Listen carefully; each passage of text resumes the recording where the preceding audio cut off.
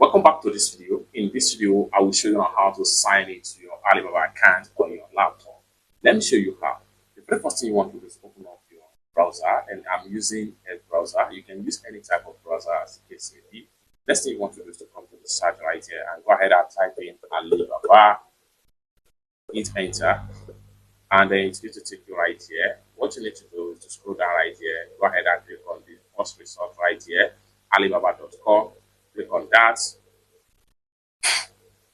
and then it's going to redirect you to Alibaba official web page, just like what you see right here.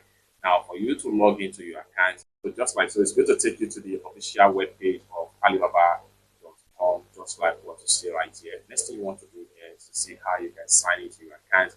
Come to the top right here, and then go ahead and click on sign in. So go ahead here and make sure you click on sign in right here. Once you click on sign in, next thing you want to do here is to go ahead. You can sign in with different options right here. You have Google, you have Facebook, you have your LinkedIn profile, or better still, you can use this tutorial. I'm going to go ahead and continue with my Google account. So go ahead and click on yes,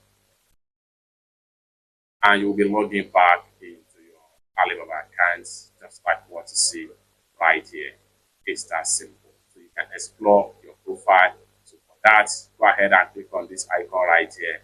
This will bring out your profile, and you can see information about your profile.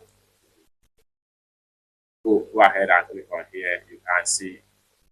Go ahead. You can see your name, my Alibaba, order, message, RFQ, verify the account, and the sign out as the case may be. It's that simple. For more tutorial on how best to use Alibaba for source and ship products, consider to subscribe. Thank you so much for watching, and I hope to see you in my next video.